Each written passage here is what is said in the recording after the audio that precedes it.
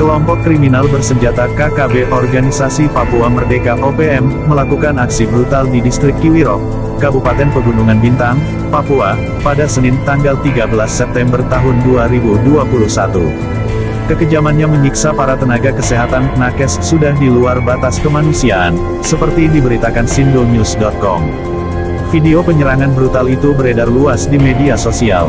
Dalam video amatir yang beredar tersebut, para anggota KKB OPM nampak melempari sejumlah fasilitas publik dengan batu, lalu membakarnya. Bukan hanya itu, kesadisan para anggota KKB OPM juga terungkap dalam video kesaksian seorang nakes yang menjadi korban serangan brutal tersebut. Nakes pria yang identitasnya dilindungi demi keamanan, menyebut anggota KKB OPM mengepung para nakes dari segala penjuru. Saat kejadian, kebetulan nakes pria ini bersama 3 suster terjebak di dalam gedung asrama yang diserang KKB OPM. Saat gedung telah terbakar, kami terpaksa harus lari keluar menyelamatkan diri. Ternyata di luar gedung kami telah dikepung orang-orang bersenjata panah dan parah, ungkapnya. 3 suster yang terkepung mencoba lari ke jurang untuk menyelamatkan diri. Namun di jurang suster-suster tersebut dikerja oleh anggota KKB OPM, lalu disiksa di luar batas kemanusiaan. Semua suster dilucuti pakaiannya. Maaf, bahkan alat kelaminnya ditikam pakai parang, ungkap nakes itu sambil terisak. Lari menuju arah Mado. Sampai di Mado, dokter sendiri dihadang, kemudian dipukuli dengan besi, kemudian digiring ke jurang dan langsung ditendang ke arah jurang. Pada pukul 9 lewat sekitar 11 menit, mereka bergerak lagi menuju ke barak yang kedua yang dipimpin langsung oleh saya sendiri sebagai ketua tim. Di situ kami ada 6 orang. Saya sendiri sebagai ketua tim, Paman Selo, Paman Emmanuel Abi, Paman Patra, Suster Christine, Suster Anti dan juga Suster Ella yang sudah menjadi almarhum. Saat itu juga mereka melakukan hal yang sama, menghancurkan kaca-kaca jendela dan juga memukul pintu-pintu, berusaha untuk masuk ke dalam untuk menyerang kami. Mereka juga menyiram bensin di sekitar barak medis dan juga mulai membakarnya. Saat pembakaran terjadi, yang ada di dalam puskesmas hanya tersisa saya, Paman Patra dan juga ketiga suster itu. Paman Eman saat itu berada di dalam puskesmas karena sedang buang air besar. Pada saat itu sedang terjadi pembakaran, saya sendiri meminta untuk ketiga teman putri saya atau suster untuk kami segera keluar dari dalam barak itu, tetapi karena mereka perempuan tidak bisa mengantisipasi situasi sehingga mereka memilih lebih tenang di dalam barak itu. Makin lama asap makin tebal, kubah sudah mulai barak sudah mulai terbakar, sehingga saya memilih untuk mengurung ketiga teman suster tadi bersama saya langsung di dalam kamar WC karena ada lebih aman. Sekitar pukul 9:20 sudah tidak bisa ditahan lagi karena memang rumah sudah mulai plafon terbakar sudah mulai pada runtuh, sehingga saya memilih untuk mengajak ketiga suster ini untuk keluar dari dalam barak medis. Pada saat kami berusaha untuk lari menghindari amukan KKB, kami memilih lari ke depan, mereka sudah menghadang kami pada posisi depan.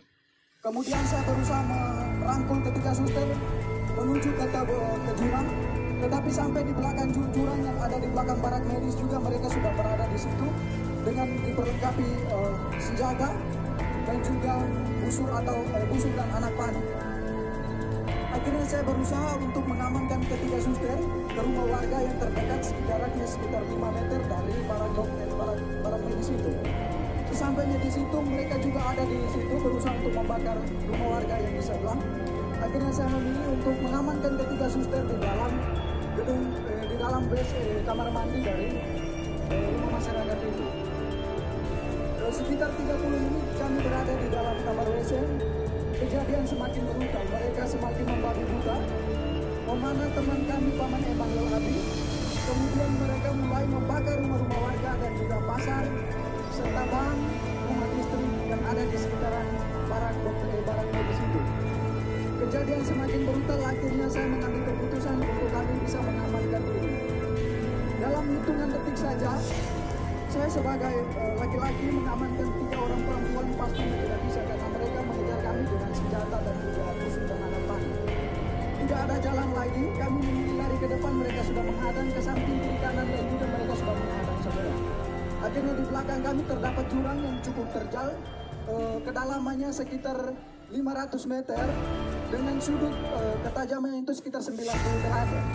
Tanpa berpikir panjang, saya bertanya kepada ketiga suster itu bagaimana kita harus mengamankan diri. Mereka menjawabnya, kita lompat saja. Akhirnya tanpa berpikir panjang, saya menghitung 1 sampai 3 dan saya sendiri lompat pertama. Kemudian ketiga suster mengikuti saya untuk melompat. Sesampainya di bawah, kami pikir bahwa kami sudah aman dari kejaran mereka, tetapi mereka tetap mengikuti kami ke bawah. Sampai ke bawah saya sendiri tersangkut di akar pohon. Kemudian ketiga suster yang lainnya, yang satunya suster Chris tersangkut di pohon juga. Suster Ella tersangkut di antara semak-semak. Kemudian suster Anti, dia melompat jaraknya sekitar 150 meter ke kedalaman jurang itu. Dan dia juga tersangkut di semak-semak. Mereka terus mengikut kami ke bawah, kemudian mendapati suster Anti di bawah. Kemudian mereka naik, dapat lagi suster Ella yang sekarang sudah ada di almarhum. Kemudian mereka dapat lagi suster Chris. Saya sendiri mereka tidak dapat karena saya sembunyi di antara tebing dan juga akar-akar. Kemudian mereka mengumpulkan ketiga suster ini. Kemudian mereka semakin membabi buta. Mereka mulai menelanjangi suster.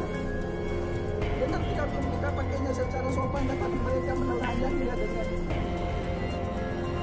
parang tajam atau parang, langsung dipotong saja pakaian mereka, mulai dibuka dari baju sampai celana dalam semuanya. Mereka tiga ditelanjangi, kemudian mulai dianiaya secara tidak manusiawi. Paha mereka ditikam, muka mereka ditonjok, kemudian minta maaf tetapi kemaluan mereka ditikam juga dengan parah. Kejadian semakin brutal karena jumlah mereka semakin banyak. Akhirnya suster-suster ini tidak berdaya lagi. Mereka semakin lemah, akhirnya mereka pingsan. Dalam keadaan pingsan mereka dipikir bahwa mereka sudah meninggal, sehingga terpaksa mereka didorong lagi ke dalam jurang yang lebih dalam. Kedalaman jurang itu sekitar 300 sampai 400 meter. Suster Ella, Suster Christine yang didorong pertama, kemudian Suster Anti dan juga Suster almarhum atau Suster Ella. Sesampainya di bawah kedalaman jurang itu, Suster Anti langsung pingsan, dalam keadaan pingsan tidak sadarkan diri. Suster Chris masih sempat dari pingsannya bisa sadar. Suster Ella juga dari pingsannya bisa sadar kembali. Akan tetapi dalam keadaan itu mereka tetap ikut ke bawah. Kemudian Suster Anti dan Suster Chris masih bisa bertahan untuk memilih untuk menghindar dari mereka dengan menyembunyi di semak-semak. Suster Ella yang sudah tidak, walaupun dalam keadaan sadar tetapi sudah tidak berdaya, nyangkutnya di pohon sehingga mereka ikut ke bawah lalu membunuhnya secara babi buta dengan menikam di bagian perut-perutnya dan juga kemungkinan mulutnya dibelah. Sehingga Suster almarhum dinyatakan meninggal pada saat itu. Kemudian teman-teman yang lain dari barak dokter, Paman Lukas dan juga Paman Siti, Suster Siti, mereka langsung bergegas menuju ke mengamankan diri di Koramil dengan pengamanan para Denny yang ada di tempat itu. Kemudian Paman Denny memilih untuk mengungsi, bertahan di rumah warga.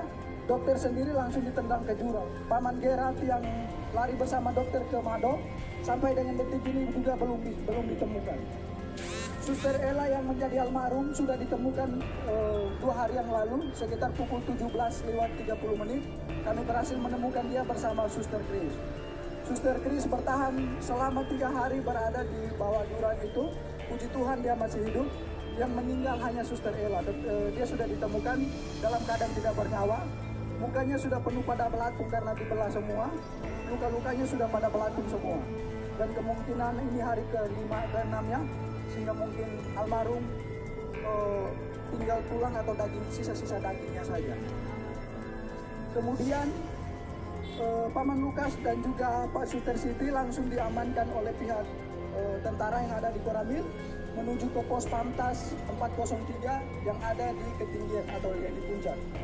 Kemudian Paman Denny juga dari rumah warga bergegas menuju ke Koramil mengamankan diri di pos Pamtas bersama dengan pihak dari Koramil juga. Dokter sendiri bertahan selama berada di jurang dari pukul 10.09 lewat sampai sekitar pukul 9 malam. Baru dokter dari jurang menuju ke arah pos Pantas 403. Saya, Paman Eman, dan juga Paman Patra bersama Suster Anti dan juga Suster Kris masih tetap berada di dalam jurang. Pada pukul 5 sore saya sendiri berusaha, karena melihat situasi sudah aman, saya berusaha keluar dari semak-semak, kemudian berlari menuju ke Koramil.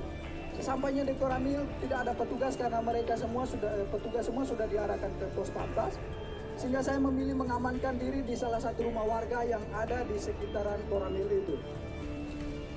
Paman Patra tetap memilih dan juga Paman Eman tetap memilih bertahan di jurang bersama dua suster, tetapi posisinya terpisah. Kemudian pada malam harinya Paman Eman yang terkena busur itu, dia memilih untuk naik pada sekitar pukul 10 malam. Kemudian dia berusaha tidur di bawah kolong rumah warga yang ada di sekitaran jurang itu. Paman Patra tetap bertahan. Kemudian pada pagi harinya sekitar pukul 6, Paman Eman bergegas menuju ke Koramil untuk meminta perlindungan. Begitu juga Paman Patra, sehingga pada sekitar pukul 7 kami 3 bertemu di Koramil dalam keadaan selamat. Suster Anti dan Suster Kris masih tetap bertahan di jurang. Suster Anti keluar dari jurang sekitar pukul 10 malam dengan kondisi saat itu hujan deras. Dalam keadaan telanjang, dia dari jurang menuju ke Polsek Kiwirok. Sesampainya di Polsek Kiwirok tidak ada petugas karena memang petugas semua sudah pada ngungsi sudah pada diamankan ke pos Pantas itu. Mereka bertugasnya di situ. Kemudian Suster Anti memilih untuk bertahan di pos, tetapi karena takut dengan situasi, dia berusaha keluar dari pos lalu kembali bersembunyi di semak-semak. Sampai pada sekitar pukul 7 pagi, itu ada kegiatan pembersihan dari pos Pantas 403, sehingga Suster Anti memilih untuk keluar dari semak-semak karena memang dia juga sudah pada tidak berdaya lagi.